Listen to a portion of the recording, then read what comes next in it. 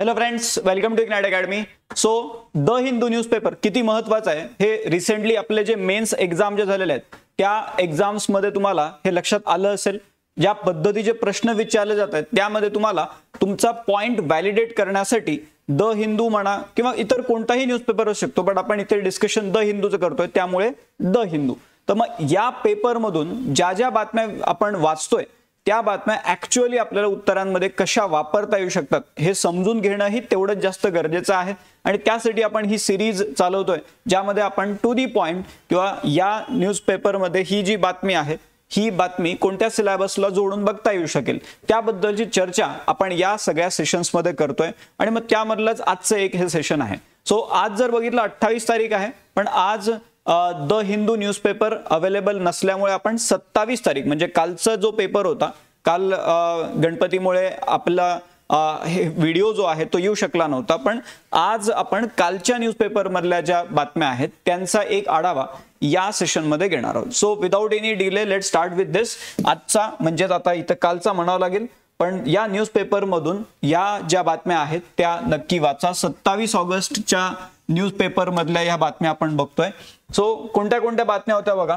पान नंबर 1 वरती ही बातमी होती, Supreme Court ask why judiciary can not review inaction of governors on bill. ठीक आहे, तोच मुद्दा चालू आहे पुन्हा, किंवा गव्हर्नर जर त्या बिलावरती तिथे काही निर्णय देतच नसतील तर मग ज्युडिशरी जे आहे ज्युडिशरी त्या गोष्टीला का नाही रिव्ह्यू करू शकत, राईट. सो इन दॅट केस पूर्ण म्हणजे नेमक्या ज्युडिशरीचे पॉवर्स काय काय आहेत, कशा पद्धतीने त्या युटिलाइज केल्या जात आहेत, मग त्यामध्ये गव्हर्नरचे रोल कसे राहतात, प्रेसिडेंटचे यामध्ये काय रोल राहतात. सो या सगळ्या गोष्टींची चर्चा सुरू आहे. त्या सिरीज मधलंच अजून एक बातमी झालेली आहे. So GS paper 2 Indian constitution मध्ये याला बघता येईल. पान नंबर 2 वरती आपण आलो तर आपल्याला स्टेट लेवल वरती नेमके काय काय घडामोडी चालू होते हे जर आपल्या उत्तरामध्ये रिफ्लेक्ट करता आलं तर मग अजून एक चांगला एक इम्प्रेशन तिथे पडतंय. आणि मग इथे राजस्थानचे जे चीफ मिनिस्टर आहेत त्यांनी एक हे विजन अनाउन्स केलेलं आहे, डेव्हलप्ड राजस्थान 2047.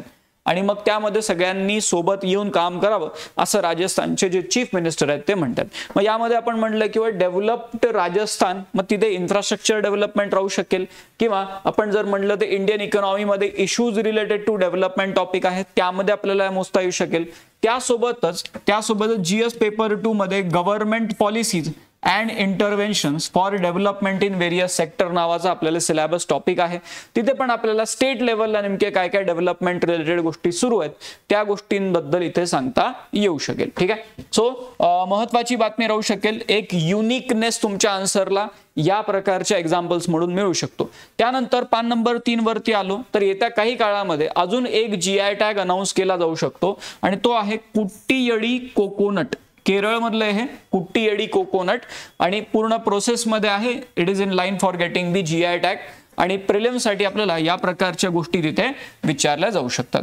पान नंबर 4 वरती आपण आलो तर आता इंडिया जपान यांच्यामध्ये अॅन्युअल समिट होणार आहे, 15वी इंडिया जपान अॅन्युअल समिट. आणि मग त्या अनुषंगाने आता नेमकं काय काय चर्चा होणार आहेत, काय अजेंडा असणार आहेत त्याबद्दल इथे बातमी आलेली आहे. ते म्हणतात की क्वाड टॉक्स जे आहेत they will be on agenda when Modi meets Japan Prime Minister this week for this 15th India Japan Annual Summit. मग नेमकं त्या क्वाड ग्रुपिंग मध्ये एक 2 वर्ष आधी UPSC ने मेन्स मध्ये विचारला होता क्वाड वरती प्रश्न.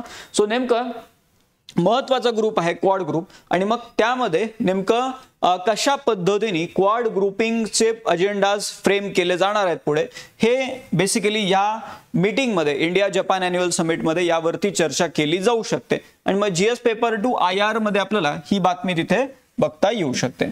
ठीक आहे, then moving to next news. पुढची बातमी काय आहे बघा. पान नंबर 4 वरती अजून एक बातमी आलेली आहे, demographic changes in border areas deliberate असं आपले होम मिनिस्टर म्हणतात. किंवा तिथे ज्या पद्धतीने रिलिजियस डेमोग्राफिक चेंजेस होत आहेत सो ते डेलिबरेट आहेत. त्यामध्ये काही ना काहीतरी तिथे इन्क्वायरी झाली पाहिजे, त्यानंतर काही ना काहीतरी ऍक्शन्स घेतल्या पाहिजे याबद्दल इथे बोललं जाते. होम मिनिस्टर यांनी मग तिथे जे चीफ सेक्रेटरीज आहेत त्या बॉर्डर स्टेट्स मधले त्यांना बेसिकली डायरेक्शन दिलेले आहेत की यावरती जरा लक्ष ठेवा म्हणून. ठीक आहे, सो मग हा जो एक अँगल आहे हा GS paper 3 security challenges and their management in border areas त्या अँगलनी बघता येऊ शकतो. आणि मग म्हणजे नॉट नेसेसरीली की एकदम पॉलिटिकली त्याला बघितलं पाहिजे, पण हा एक मुद्दा आपण आपल्या ओव्हरऑल त्या डायमेन्शन्स मध्ये हा एक जो पार्ट आहे तो जोडून बघू शकतो. ठीक आहे. सो पान नंबर 4 वरची ती बातमी झाली. पान नंबर 4 वरती अजून एक बातमी आहे, किंवा जे इंडिया काय करणार आहे, तर जनरल इलेक्ट्रिक नावाची कंपनी आहे अमेरिकेची, त्यांच्याकडून आपले जे तेजस जेट्स आहेत, तेजस फायटर जेट जे आहेत, तेजस साठी आपण इंजिन त्यांच्याकडून घेणार आहोत, जीई इंजिन जे असतात. सो त्याबद्दलची डील आहे. India set to finalise GE deal for Tejas jet. हे प्रिलिम्स मध्ये या प्रकारच्या गोष्टी कामात येऊ शकतात. नंतर पान नंबर 6 वरती आपण आलो तर आपल्याला एक पूर्ण रिपोर्ट बघायला मिळतो, जे नंबर्स आपण एक्सपेक्ट करतो आपल्याला मेन्स मध्ये लिहिण्यासाठी, ते आपल्याला अशा प्रकारच्या सर्वे मधून मिळू शकतात.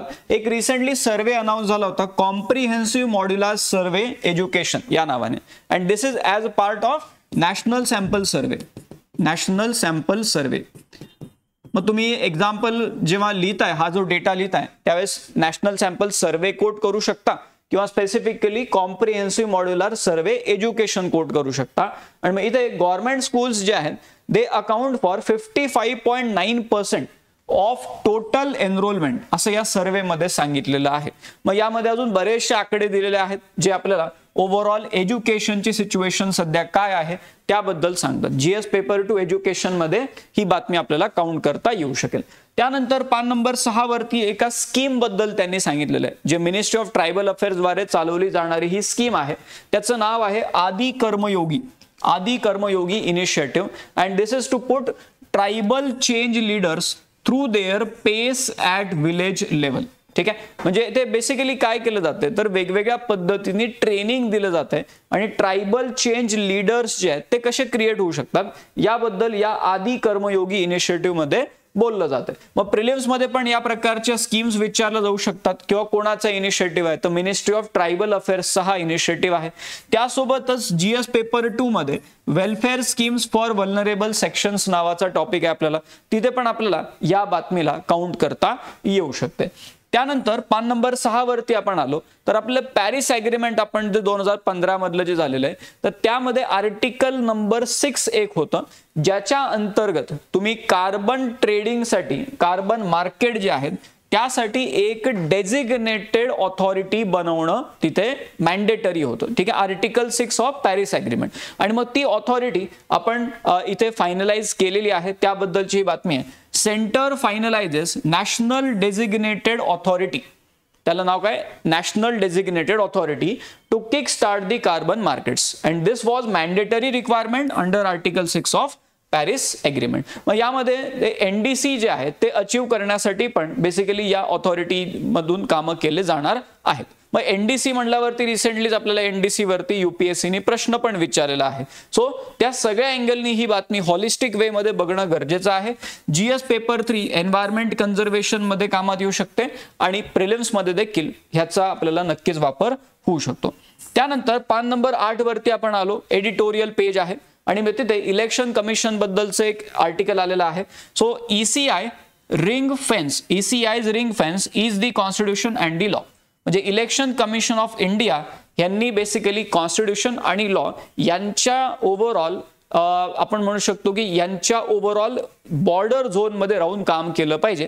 आणि मग बेसिकली या सगळ्या कॉन्टेक्स्टमध्ये इलेक्शन कमिशन ऑफ इंडियाकडून काय काय एक्सपेक्टेड आहे, म्हणजे रिसेंटली जे सगळे एलिगेशन्स लावले गेलेले आहेत त्या सगळ्या गोष्टी, मग त्यामध्ये आपण म्हणलं की पॉलिटिकल अँगल थोडासा बाजूला जरी ठेवला तर as an institution election commission of इंडियाकडून काय काय एक्सपेक्टेड आहे, त्यांच्या काय काय पॉवर्स आहेत, काय काय लीगल प्रोव्हिजन्स आहेत, काय काय कॉन्स्टिट्युशनल प्रोव्हिजन्स आहेत, या सगळ्या गोष्टी या एडिटोरियल मध्ये डिस्कस झालेल्या आहेत. जीएस पेपर 2 कॉन्स्टिट्युशनल बॉडीज या अँगलनी आपल्याला ही बातमी बघता येऊ शकेल. नंतर पान नंबर 8 वरती आपण आलो तर आता आपण बघतो की US टॅरिफ लावल्यामुळे वेगवेगळ्या सेक्टरला इम्पॅक्ट होणार आहे. मग काही असे सेक्टर आहेत जे लेबर इंटेन्सिव्ह सेक्टर आहेत. मग त्या लेबर इंटेन्सिव्ह सेक्टरमध्ये असं होतं की मोठ्या प्रमाणात वुमेन आर एम्प्लॉइड, आणि मग त्या केसमध्ये US टॅरिफ आणि मग तो आपल्या ओव्हरऑल जेंडर्स पर्स्पेक्टिव्हनी त्याच्याकडे कसं बघितलं जाऊ शकते याबद्दल या एडिटोरियलमध्ये चांगली माहिती दिलेली आहे त्यांनी. So the gender angle to India's economic vulnerabilities अशा पद्धतीचे ते आर्टिकल आहे. आणि जीएस पेपर 1 इंडियन सोसायटीमध्ये आणि जीएस पेपर 3 इंडियन इकॉनॉमी या अँगलनी आपल्याला दोन्हीकडे ही बातमी कामात येऊ शकते. नंतर पान नंबर 9 वरती आपण आलो तर अंगणवाडीज जे आहेत त्यांना कसं रिफॉर्म केलं जातंय याबद्दल इथे एक एडिटोरियल आलेलं आहे. त्यामध्ये ते म्हणतात play based learning for India's future. म्हणजे कशा पद्धतीने अंगणवाडीला रिफॉर्म केलं जाणार आहे त्याबद्दल इथे बोललं गेलेलं आहे. GS पेपर 2 एज्युकेशन मध्ये या बातमीला आपल्याला बघता येऊ शकेल.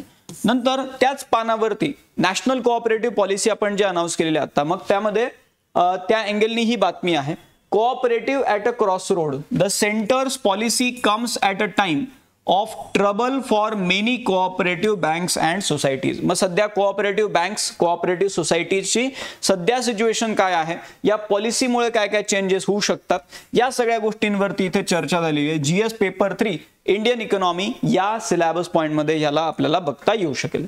नंतर पान नंबर 10 वरती जसं आपण आधी पण बोलत आलेलो आहे किंवा द हिंदू मध्ये हा पूर्ण पॅटर्नच आपल्याला दिसतो किंवा आधी ज्या बातम्या एकदम ब्रीफली डिस्कस झालेल्या असतात 1-2 ते 3 दिवसामध्ये ते काय करत असतात त्यावरती डिटेल मध्ये एक एक्सप्लेनर नावाचं पेज तिथे काढतात. मग इथे एअर ड्रॉप टेस्ट बद्दल आलेले. So what is the air drop test conducted by ISRO. नेमकं हे काय आहे, कशासाठी केलं गेलं, पर्पज काय आहे, याच्यामुळे नेमकं काय ते बेसिकली एम काय आहे त्यांचं, या सगळ्या गोष्टी इथे डिस्कस झालेल्या आहेत. GS पेपर 3 स्पेस मध्ये आणि प्रिलिम्स या दोन्ही अँगलनी ही बातमी आपल्याला बघता येऊ शकेल. एअर ड्रॉप टेस्ट बद्दलची ही बातमी आहे. त्यानंतर पान नंबर 12 वरती आपण आलो. आपल्याकडे सुरत म्हणल्यावरती largest diamond cutting and polishing centre in the world आहे. पण US टॅरिफमुळे नेमकं हे जे पूर्ण डायमंड कटिंगचा पूर्ण जो एक बिझनेस तिकडे आहे तो पूर्ण जो सेक्टरच जो आहे तो सध्या बेसिकली आयडल कंडिशन मध्ये आहे. सो त्याबद्दलची बातमी आहे. India's diamond hub stands idle as steep US tariff loom. American जे टॅरिफ आहेत त्यामुळे सध्या इथे कोणतीही हालचाल दिसत नाहीये हे इथे सांगितलेलं आहे. GS पेपर 3 इंडियन इकॉनॉमीच्या अँगलनी ही बातमी तिथे बघता येऊ शकेल. नंतर पान नंबर 13 वरती आपण आलो. जपान मधली बातमी आहे. जपाननी काय केलेलं आहे, फॉसिल फ्युएलचा जो यूज आहे त्यांच्या ओव्हरऑल इलेक्ट्रिसिटी मध्ये तो शेअर बाकी सिग्निफिकंटली कमी केलेला आहे. आणि मग इथे त्याबद्दलची बातमी आलेली किंवा Japan's power utilities reduces fossil fuel electricity share to new low. म्हणजे फॉसिल फ्युएलचा त्यांच्या इलेक्ट्रिसिटी मधला जो शेअर आहे तो अजून खाली आणलेला आहे त्यांनी. आणि मग इथे त्यांनी आकडा दिलेला आहे किंवा 2019 ते 2024 दरम्यान Japan's fossil fuel electricity supply contracted by an average of 3% per year. म्हणजे ऑन अन ॲव्हरेज दरवर्षी 3% त्यांनी तो शेअर कमी केलेला आहे. मग यामुळे एन्व्हायरमेंट वरती सिग्निफिकंटली पॉझिटिव्ह इम्पॅक्ट पडण्याची शक्यता आहे. त्यामुळे GS पेपर 3 एन्व्हायरमेंट कन्झर्वेशन मध्ये आपल्याला ही बातमी बघता येऊ शकेल. ठीक आहे. आफ्टर दॅट पान नंबर 16 वरती एक बातमी आलेली आहे किंवा प्रिलिम्स मध्ये स्पोर्ट्स रिलेटेड बातम्या कधी कधी विचारतात तर आपल्याला माहिती पाहिजे की Goa to host chess world cup in November this year. ठीक आहे. आपल्याकडे भारतामध्ये होणार आहे चेस वर्ल्ड कप. कुठे होणार आहे, गोव्यामध्ये होणार आहे. प्रिलिम्सला आपल्याला ही बातमी कामात येऊ शकेल. मग या झाल्या कालच्या 27 ऑगस्टच्या न्यूजपेपर मधल्या सगळ्या बातम्या. होप या सगळ्या तुम्ही वाचलेल्या असतील. नसेल वाचल्या या अँगलनी तर नक्की वाचून घ्या. बाकी आपण पुढच्या न्यूजपेपर मधल्या बातम्या अशा डिस्कस करत राहू. इन दी एंड तुम्ही UPSC MPSC साठी तयारी करताय बट तुमच्या कॉन्टॅक्ट मध्ये असे लोक असणार आहेत की जे बाकी सरकारी परीक्षांसाठी तयारी करतात. मग त्यांच्यासाठी तुम्ही आपल्याकडे असणारे हे जे कोर्सेस आहेत याबद्दल त्यांना नक्की माहिती द्या. मग त्यामध्ये शिक्षक भरती असेल, सरळ सेवा भरती असेल, पोलीस भरती आहे, कृषी भरती आहे, महानगरपालिकेमध्ये वॅकन्सी येत राहतात, तलाठी भरती असेल, SSC, रेल्वे, त्यानंतर महिला व बाल विकास भरती, CDPO असेल फॉर एक्झाम्पल किंवा MBA असेल, बँकिंग, इन्शुरन्स, विविध परीक्षांच्या कोर्सेस आपण आपल्या प्लॅटफॉर्मवरती इथे चालवतो आणि त्यासाठी डेडिकेटेड टीम आपल्याकडे काम करतात. वेगवेगळे प्लॅटफॉर्म्स आहेत जसं आपण म्हणलं किंवा इग्नाइट पाठशाला नावाचा प्लॅटफॉर्म आहे जो नवोदय परीक्षांसाठी आहे. इग्नाइट लॉ नावाचा वेगळा प्लॅटफॉर्म आहे. इग्नाइट बँकिंग आहे, इग्नाइट MBA आहे, इग्नाइट सरळ सेवा YouTube चॅनल आहे आपलं जे म्हणजे 10 लाख सबस्क्रायबर त्याचे क्रॉस झालेले आहेत आणि इग्नाइट UPSC MPSC आहे, इग्नाइट टेक्निकल नावाचं वेगळं चॅनल आहे. सो हे डेडिकेटेड टीम्स इथे काम करतात. त्यामुळे तुमच्या ओळखीच्या लोकांपर्यंत नक्की याबद्दल माहिती पोहोचवा. इग्नाइट अकॅडमीच्या ॲपवरती तुम्हाला हे सगळे कोर्सेस बघायला मिळतील. आपण जे काही डिस्कस करतोय हे याबद्दलच्या ज्या अपडेट्स असतील, जे काही नोट्स असतील किंवा व्हिडिओच्या लिंक्स असतील, या सगळ्या गोष्टी आपण आपल्या टेलिग्राम चॅनलवरती पण शेअर करतो. त्यामुळे हे टेलिग्राम चॅनल जॉईन करून घ्या. आपल्या या व्हिडिओच्या डिस्क्रिप्शनमध्ये जी लिंक असेल तिथेच खाली इंस्टाग्रामची पण लिंक असेल, ती पण तुम्ही तिथून जॉईन करून घ्या.